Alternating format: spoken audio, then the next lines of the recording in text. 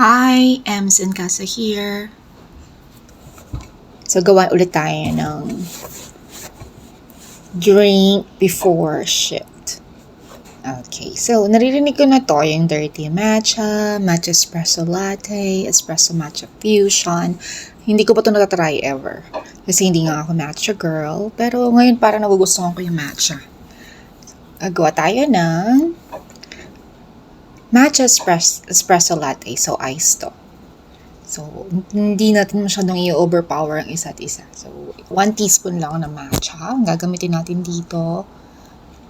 Gamitin natin ng sifter. Ayan, yung maliit na strainer na yan. With fine mash. To make sure na walang lumps.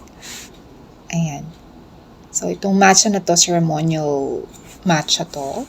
Na nabili ko lang din sa Shopee. So, mas prepared kung gumamit ng honey. 1 teaspoon lang na honey. And then, i-whisk na natin. So, lagyan lang natin ng konting water. Hot water. And then, i-whisk. Yung iba, ginagamit nila yung yung bamboo whisker. Wala ko nun. Pero parang mas maganda siya kasi pag ceremonial matcha. Yun talaga yung usual na ginagamit. So, ito lang yung meron ako. Itong portable whisker na to. Frother. Frother to actually sa kape. Pag gusto mong gumawa ang tawag, dalgona coffee using instant coffee.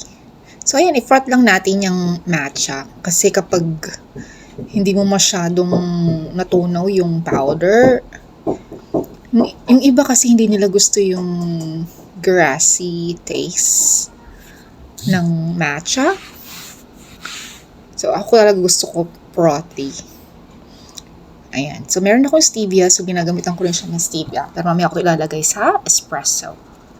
So, lagyan natin ng konting, ito pa.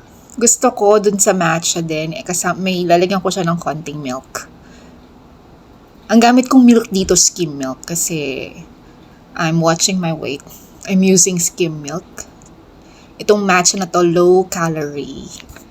Matcha espresso latte. So, kung kayo din, kung you're doing calorie deficit, so itong skim milk, the best. Kung craving ka sa latte, parang hindi nakaka-guilty.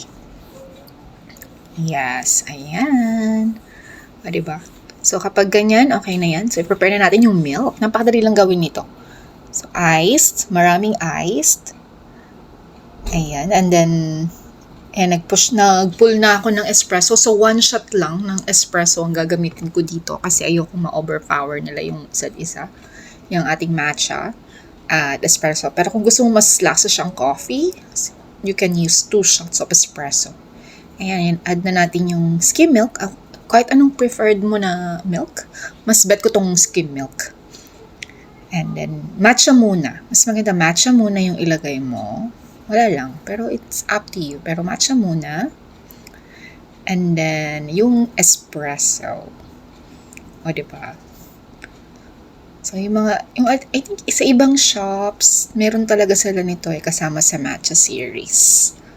Pero ako ngayon ko pa lang siya itatry. Ayan. Ibuhos na natin yung 1 shot. 1 shot lang yan ng espresso. O, diba? Ang ganda ng layer effect. Pero, mas bet ko kasi pag uminom ako ng coffee, ni-stir ko siya. Yung iba, ayaw nilang ipa-stir, diba? Gusto nila kasing malasahan lahat ng layers dun sa drink. Ako, gusto ko combined. Combined lahat yung mga yan. Kaya, yung layer effect na yan, wala din. Kasi i-stir ko din yan. And let's go! Ayan na. So, ito na yung snack ko. So, wheat bread with peanut butter. Yung peanut butter na light. Yung Lily's. Masarap kasi ito ganung katamisan. Oh, at nagustuhan ko siya. Hindi na siya, balance lang yung lasa niya between matcha and yung espresso natin. Tara, kain tayo! Thanks for watching!